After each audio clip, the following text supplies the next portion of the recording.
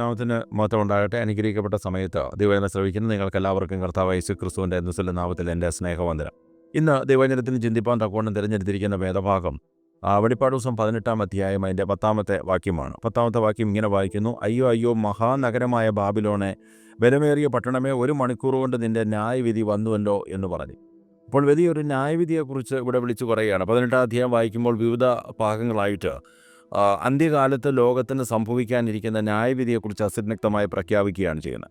എന്നാൽ അങ്ങനെ ഒരു ന്യായവിധി ലോകത്ത് നടക്കുന്നുണ്ടോ അല്ലെങ്കിൽ നടക്കുമോ എന്ന് ചോദിച്ചാൽ അധികം ആൾക്കാരും അങ്ങനെ ഒരു ന്യായവിധിയിലും മരണാനന്തര ജീവിതത്തിലും ദൈവരാജ്യം ഭൂമിയിൽ സ്ഥാപിതമാകുന്നതിന്, അഥവാ പുതിയ ആകാശം പുതിയ ഭൂമി സ്ഥാപിതമാകുന്നതിനെക്കുറിച്ചൊന്നും അധികം ആളുകൾ വിശ്വസിക്കുന്നില്ല എന്നുള്ളതാണ്.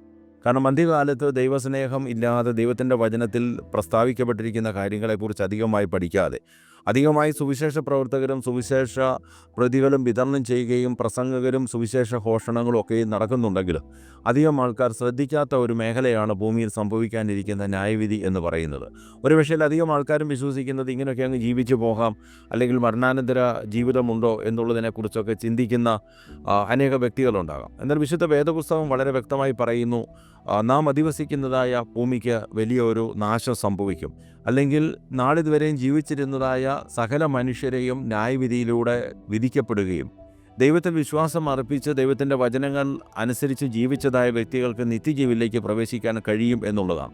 അതിനുള്ള വാഗ്ദത്തം ദൈവവചനം പറയുന്നത് കർത്താവായ യേശുക്രിസ്തുവിൽ വിശ്വസിക്കുക സ്നാനമേൽക്കുകയും ചെയ്യുന്നവൻ രക്ഷിക്കപ്പെടും, വിശ്വസിക്കാത്തവൻ ശിക്ഷാവിധിയിൽ അകപ്പെടും എന്നാണ് ദൈവത്തിൻ്റെ വചനം പറയുന്നത്. അപ്പോൾ ഈ വചനത്തിൽ വിശ്വസിച്ചുകൊണ്ട് ആഴമേറിയ ഈ വചനങ്ങളെ പഠിക്കുവാൻ വേണ്ടി നമ്മൾ തീരുമാനമെടുത്താൽ ഈ ലോകത്ത് സംഭവിച്ചുകൊണ്ടിരിക്കുന്ന സംഭവ വികാസങ്ങൾ മുഴുവനും നടക്കുന്നത് കർത്താവായ യേശുക്രിസ്തുവിൻ്റെ വീണ്ടും വരവിനെ സൂചിപ്പിക്കുന്നതാണ് എന്ന് നാം കാണുവാൻ കഴിയുന്നുണ്ട്. അതുകൊണ്ട് ദൈവജനമായിരിക്കുന്ന അല്ലെങ്കിൽ ദൈവത്തിൻ്റെ വചനം ശ്രവിക്കുന്നതായി നാം എന്താണ് ചെയ്യേണ്ടതെന്ന് ചോദിച്ചാൽ, വെളിപ്പാട് പുസ്തകം 18-ാമത്തെ അധ്യായം തന്നെ അതിൻ്റെ 4-ാമത്തെ വാക്യത്തിൽ വിശദീകരിക്കുന്ന വചനം ഇങ്ങനെയാണ് പറയുന്നത്: വേറൊരു ശബ്ദം സ്വർഗത്തിൽ നിന്ന് പറയുന്നതായി ഞാൻ കേട്ടത്. അപ്പോൾ ഇത് ഉയരത്തിൽ നിന്നുള്ള ശബ്ദമാണ്. അപ്പോൾ സ്വർഗീയമായ ഒരു ശബ്ദമാണെന്ന് പറഞ്ഞാൽ മാനുഷിക ശബ്ദമല്ലാത്തതുകൊണ്ട് സ്വർഗത്തിൽ നിന്ന് വരുന്നതായ ഈ ശബ്ദം നാം ശ്രവിക്കേണ്ടതാകുന്നു. അത് വിളിച്ചു പറയുന്നത് എന്താണെന്ന് ചോദിച്ചാൽ, എൻ്റെ ജനമായുള്ളവരെ അവളുടെ പാപങ്ങളിൽ കൂട്ടാളികളാകാതെയും അവളുടെ ബാധകളിൽ ഓഹരിയാകാതെയും ഇരിപ്പാൻ അവളെ വിട്ടുപോരുവി.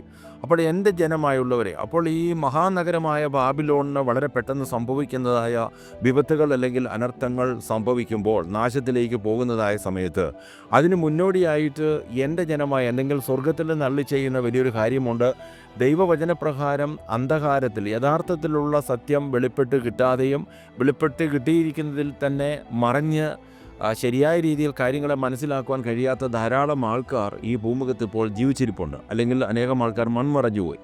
എന്നാൽ ഇന്ന് ജീവിച്ചിരിക്കുന്ന ജനങ്ങളുടെ ഇടയിൽ സത്യവചനം പ്രഘോഷിക്കപ്പെടുമ്പോൾ സത്യവചനങ്ങൾ അടങ്ങിയതായ വചനങ്ങൾ വിതരണം ചെയ്യുകയും കേൾക്കുവാനും അല്ലെങ്കിൽ വിവിധ മാധ്യമങ്ങളിലൂടെ ശ്രവിക്കാനുള്ള അവസരങ്ങൾ ലഭിക്കുകയും ചെയ്യുമ്പോൾ അത് ശ്രദ്ധിക്കേണ്ടതായ ഉത്തരവാദിത്വം ഇത് കേൾവിക്കാർക്കുണ്ട്, അല്ലെങ്കിൽ ശ്രോതാക്കൾക്കുണ്ട് എന്നുള്ളതാണ്. അതുകൊണ്ടാണ് സ്വർഗത്തിൽ നിന്ന് വിളിച്ചു പറയുന്ന ശബ്ദമെന്ന് പറയുന്നത് എൻ്റെ ജനമായുള്ളവരെ. അപ്പോൾ എൻ്റെ ജനമായിരിക്കുന്ന അല്ലെങ്കിൽ യഥാർത്ഥത്തിൽ സത്യസന്ധമായുള്ള വിശ്വസ്തരായിരിക്കുന്ന അനേക ജനങ്ങൾ ഈ ലോകത്തിൽ വിവിധ സംഘടനകളുടെയും സമൂഹങ്ങളിലൂടെയും മറ്റുള്ളവർ പ്രചരിപ്പിക്കുന്നതായ അന്ധവിശ്വാസങ്ങൾ, അല്ലെങ്കിൽ ഭൗമികമായി ദൈവത്തിൻ്റെ സൃഷ്ടികളെ ആരാധിച്ചുകൊണ്ട് പതിച്ചുകൊണ്ട് ദൈവത്തിൻ്റെ കൽപ്പനകൾ പൂർണ്ണമായി അനുസരിക്കുവാൻ സാധിക്കാത്ത വിധത്തിൽ അവരുടെ മനുഷ്യ ജീവിതത്തിൽ അവർക്ക് ലഭിച്ചിരിക്കുന്ന ചില വിശ്വാസങ്ങളും അനുഷ്ഠാനങ്ങൾക്കും അനുസൃതമായിട്ട് അവർ ജീവിക്കുന്നു എന്നുള്ളതാണ്. എന്നാൽ അതിലുപരിയായിട്ട് കർത്താവായ യേശുക്രിസ്തുവിനെ രക്ഷിതാവായ ജീവിതത്തിൽ അംഗീകരിച്ചുകൊണ്ട് കർത്താവായ യേശുക്രിസ്തുവിനോടുള്ള പാപക്ഷമയെ ആർജിക്കുന്നവർക്ക് മാത്രമേ രക്ഷ പ്രാപിക്കുവാൻ കഴിയുള്ളൂ എന്നുള്ളത് ദൈവവചനത്തിൻ്റെ അടിസ്ഥാനത്തിൽ നാം മനസ്സിലാക്കണം. അതുകൊണ്ട് ഇവിടെ പറയുന്നത്, അവരുടെ പാപങ്ങളിൽ കൂട്ടാളികളാകാതെയും അവരുടെ ബാധകളിൽ ഓഹരിക്കാരാകാതെയും ഇരിപ്പാൻ അവളെ വിട്ടുപോരുവിൻ.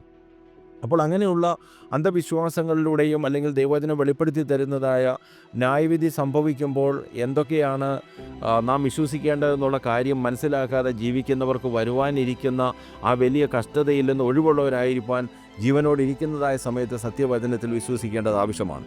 എന്നാൽ അന്ത്യകാലത്ത് ജീവിക്കുന്ന ജനങ്ങൾക്കൊരു ന്യായവിധി ഉണ്ടാകുമെന്ന് പറയുമ്പോൾ വിവിധ മാധ്യമങ്ങളിലൂടെയും നമ്മൾ കണ്ടുകൊണ്ടിരിക്കുന്ന അല്ലെങ്കിൽ നമ്മുടെ ചുറ്റുപാടുകൾ കണ്ടുകൊണ്ടിരിക്കുന്നതായ പ്രകൃതിയിലൂടുന്ന ദുരന്തങ്ങളെക്കുറിച്ച് മാത്രം നമ്മളും ചിന്തിക്കേണ്ടത് ആവശ്യമാണ്. ഏതാണ്ട് 15-ാം നൂറ്റാണ്ടിന് ശേഷം അന്ന് മുതൽ അതിന് ശേഷമുള്ള കാലയളവിനെക്കുറിച്ച് മാത്രം ശാസ്ത്രീയമായ ഒരു വിശകലനം, ഒരു പഠനം നടത്തുമ്പോൾ അനേക ശാസ്ത്രജ്ഞന്മാരെ വിശദീകരിക്കുന്നത് 15-ാം നൂറ്റാണ്ടിന് മുമ്പുള്ള കാലയളവിലുണ്ടായതായ ഭൂകമ്പങ്ങളോ പ്രകൃതിക്ഷോഭങ്ങളോ മഹാമാരികളോ ഉണ്ടായതിനേക്കാൾ ദ്രുതവേഗതയിൽ 15-ാം നൂറ്റാണ്ടിന് ശേഷം എന്ത് ചെയ്തിരിക്കുന്നു? ഭൂകമ്പങ്ങൾ സംഭവിച്ചുകൊണ്ടിരിക്കുന്നു, മഹാദുരന്തങ്ങൾ സംഭവിച്ചുകൊണ്ടിരിക്കുന്നു. അതുപോലെ വിവിധങ്ങളായിരിക്കുന്ന അപകടങ്ങൾ, സുനാമി പോലുള്ള പ്രതിസന്ധികൾ, പ്രശ്നങ്ങൾ ലോകത്തിൻ്റെ പല ഭാഗങ്ങളിൽ നടന്നുകൊണ്ടിരിക്കുകയാണ്.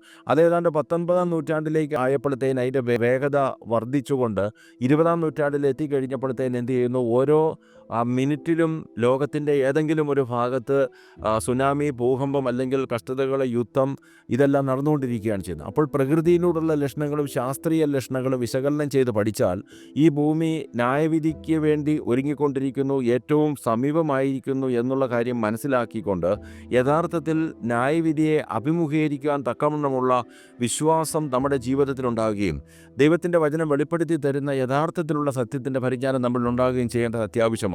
അതുകൊണ്ട് ഈ പറയുന്ന കാര്യങ്ങൾ അല്ലെങ്കിൽ വിശുദ്ധ വേദപുസ്തകം വെളിപ്പെടുത്തി തരുന്നതായ കാര്യങ്ങൾ പോഷ്കാണെന്ന് വിശ്വസിക്കുന്ന ജനതകൾ നിങ്ങൾക്ക് സമയം ലഭ്യമാകുകയാണെങ്കിൽ വെളിപ്പാട് പുസ്തകം 16-ാമത്തെ അധ്യായത്തിൽ 7 കലശങ്ങൾ, ക്രോധകലശങ്ങൾ ഭൂമിയിലേക്ക് അയക്കുന്നതായിട്ട് വെളിപ്പെടുത്തിയിട്ടുണ്ട്.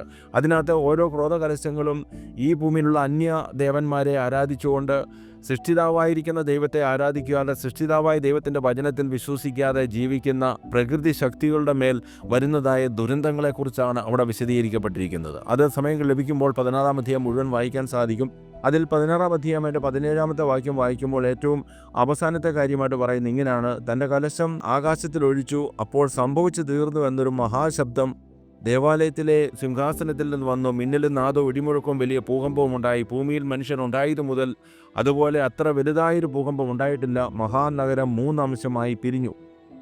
ജാതികളും അവരുടെ പട്ടണങ്ങളുമെല്ലാം 3 അംശമായി പിരിഞ്ഞ് നാശത്തിലേക്ക് പോകുവാനിടയായി തീർന്നു. എന്ന് പറഞ്ഞാൽ അന്ത്യകാലത്ത് നാളിതുവരെ സംഭവിച്ചുകൊണ്ടിരുന്നതായി അല്ലെങ്കിൽ വാർത്താമാധ്യമങ്ങളിലൂടെ നമ്മൾ കണ്ടതോ കേട്ടതുമായ ദശലക്ഷക്കണക്കിന് ആൾക്കാർ ഈ ലോകത്തിൽ മരണം മൂലം മാറ്റപ്പെട്ടു പോയ മഹാമാരികളോ ഭൂകമ്പങ്ങളോ സംഭവിച്ചതിനേക്കാൾ ഉപരിയായി ഏറ്റവും വലിയൊരു വിപത്ത് അവസാനമായി സംഭവിക്കാൻ പോവുകയാണ് ചെയ്യുന്നത്. അത് ഒരു പക്ഷെങ്കിൽ ഈ ദൂത് പറയുമ്പോൾ പറയുന്നത് തൻ്റെ കലശം ആകാശത്തിൽ ഒഴിച്ചു എന്നുള്ളതാണ്. ആകാശത്തിൽ ഒഴിച്ചു എന്ന് പറയുമ്പോൾ ഭാഗികമായി ഏതെങ്കിലും ഒരു പ്രദേശത്ത് മാത്രം ഉൾക്കൊള്ളുന്നതല്ല ഈ ക്രോധകലശം എന്ന് പറയുന്നത്. അല്ലെങ്കിൽ ദൈവത്തിൻ്റെ കോപം ന്യായവിധിയോടനുബന്ധിച്ച് ഈ ഭൂമിയിലേക്ക് വരുമ്പോൾ അത് ഭൂമിയിലുള്ള സകല മനുഷ്യരെയും ഒരുപോലെ ബാധിക്കുന്ന ഒരു കാര്യമായിട്ടാണ് ഇവിടെ വിശദീകരിക്കപ്പെട്ടിരിക്കുന്നത്. എന്നാൽ ഇതിൽ നിന്നും ഒഴിവുള്ളവരായി ജീവിക്കുന്നതിന്, ഒഴിവുള്ളവരായി ഇരിക്കണമെങ്കിൽ പൂർണ്ണമായി ദൈവത്തിൽ ആശ്രയിക്കുകയും ദൈവ വചനത്തിൽ വിശ്വസിക്കുകയും ദൈവത്തിൻ്റെ വചനം വെളിപ്പെടുത്തി തരുന്നതായ വചനസത്യങ്ങളെ ഉൾക്കൊണ്ടുകൊണ്ട് ജീവിക്കുകയും ചെയ്യുകയാണെങ്കിൽ ഈ ലോകത്തിനപ്പുറമായ നിത്യജീവനിലേക്ക് നമുക്ക് പ്രവേശിക്കാൻ കഴിയും. മാത്രമല്ല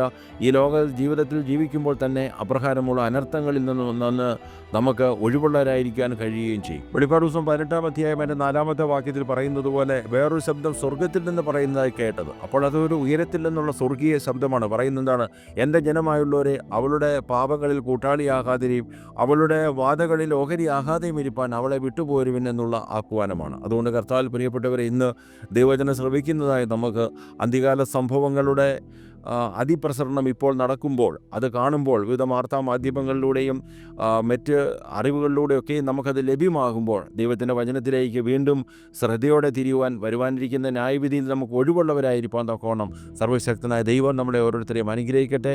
അതിനുവേണ്ടി തിരുവചന പഠനവും നമ്മുടെ വിശ്വാസത്തിലുള്ള തീഷ്ണതയും നമ്മുടെ ജീവിതത്തിൽ ആവശ്യമാണ്. അത് വളർന്നു വരുവാൻ സർവ്വശക്തനായ ദൈവം നമ്മളെ ഓരോരുത്തരെയും അനുഗ്രഹിക്കട്ടെ. ഇന്ന് ഈ വചനം കേട്ട എല്ലാവരെയും ന്യായവിധിയിൽ നിന്ന് ഒഴിവുള്ളവരായി കർത്താവായ യേശുക്രിസ്തുവിലുള്ള പ്രത്യാശാൽ നിത്യജീവനിലേക്ക് പ്രവേശിക്കാൻ തക്കോണം സർവ്വശക്തനായ ദൈവം അവസരമൊരുക്കട്ടെ എന്ന് പ്രാർത്ഥിക്കുന്നു. ഈ സമയത്ത് കണ്ണുകളടച്ച് നമുക്ക് പ്രാർത്ഥിക്കാം. നിത്യനും പരിശുദ്ധനുമായി ഞങ്ങളുടെ സ്വർഗീയ പിതാവേ, അനുഗ്രഹിക്കപ്പെട്ട നല്ല സമയത്തിനായി സ്തോത്രം ചെയ്യുന്ന ഈ സമയത്ത് ദൈവവചനം ശ്രവിച്ചതായി എല്ലാവരെയും കർത്താവ് അനുഗ്രഹിക്കണം. അന്ത്യകാലത്തുള്ള ന്യായവിധിയിൽ നിന്ന് ഒഴിവുള്ളവരായി കർത്താവ് വിശ്വസ്തരായി ദൈവസന്നിധി നിലനിൽപ്പാൻ തക്കോണം, ദൈവരാജ്യത്തിൻ്റെ അവസ്ഥയിലേക്ക് പ്രവേശിപ്പാൻ തക്കോണം. കർത്താവ് ഞങ്ങളെല്ലാവരെയും ഇന്ന് വചനം കേട്ട എല്ലാവരെയും അവിടുന്ന് അനുഗ്രഹിക്കണം. പ്രാർത്ഥന കേട്ടതിനായി സ്തോത്രം. യേശുവിൻ്റെ മഹത്വമുള്ള നാമത്തിൽ തന്നെ. ആമേൻ.